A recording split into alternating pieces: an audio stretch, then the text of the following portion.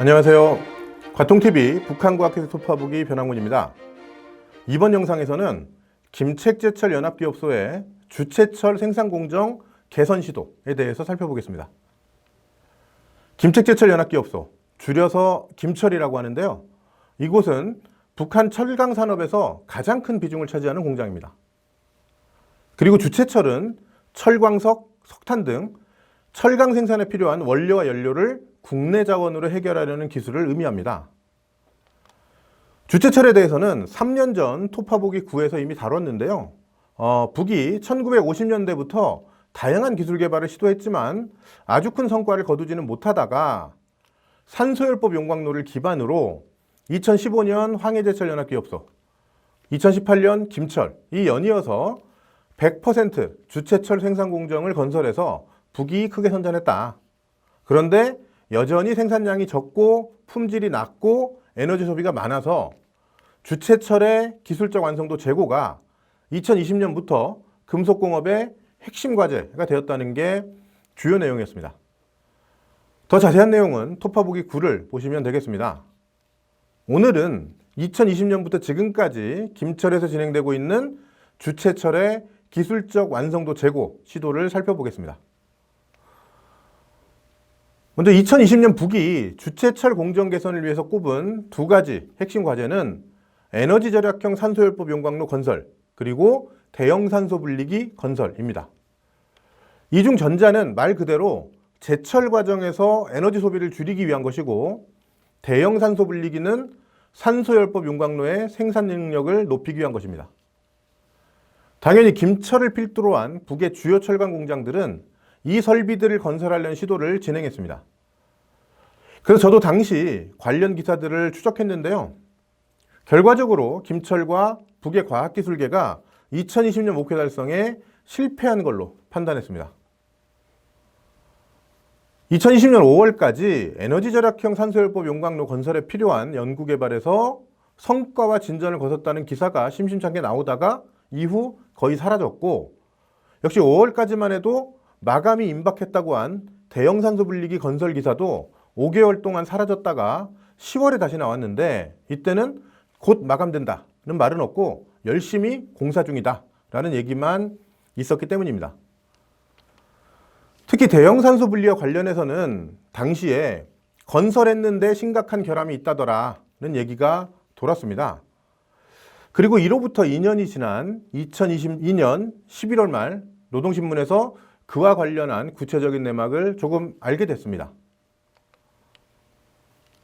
2020년 김철이 2만 세제곱미터 용량의 수십 미터 높이의 대형 산소 분리기를 만들었는데, 총 길이가 수천 미터에 달하는 관로, 즉 파이프 곳곳에서 터짐 현상이 발생해서 산소를 전혀 생산하지 못했다는 겁니다.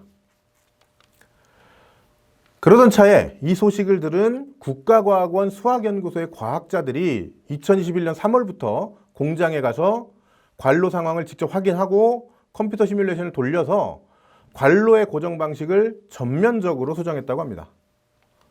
그리고 김철은 이 제안을 수용해서 관로를 다시 설치했고, 그 결과 21년 10월부터 산소를 생산하게 됐다는 게 노동신문의 보도 내용입니다.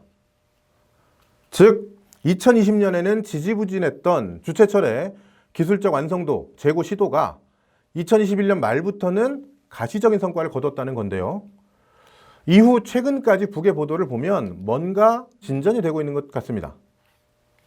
예를 들어 김철은 대형 산소 분리기 가동을 정상화해서 산소 생산량을 늘렸으니까 그에 맞게 산소열법 용광로의 구조를 개조해서 생산성을 높여야 한다고 판단했습니다. 그런데 이를 위해서는 용광로에 도입할 20여 개의 신기술을 포함해서 백수십 건의 기술적 문제를 해결해야 했고, 수천 번의 용접을 통해서 총 길이 6,000m의 관을 연결해야 했습니다. 그래서 김철은 22년 상반기 동안 이와 관련한 준비를 한 뒤에 7월 20일부터 25일 동안 산소열법 용광로의 대보수를 끝냈다고 합니다. 그리고 여기에는 금속공업성 산하의 연구소들, 국가과학원, 김책공대, 청진광산금속대학 등도 참여해서 신기술 수십 건을 도입하는 데 기여했다고 알려졌습니다.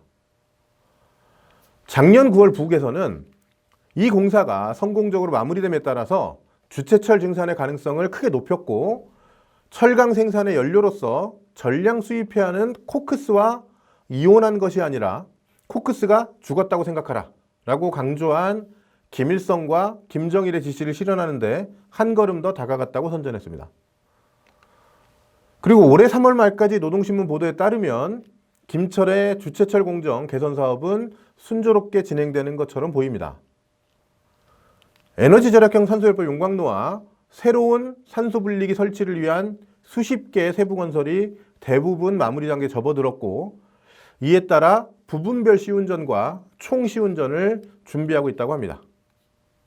따라서 북이 지난 3, 4년 동안 경제와 과학기술의 핵심 과제로 추진해왔던 주최철의 기술적 완성도 제고에서 가시적인 진전을 거둘지 여부를 올해 안에 확인할 수 있을 것입니다.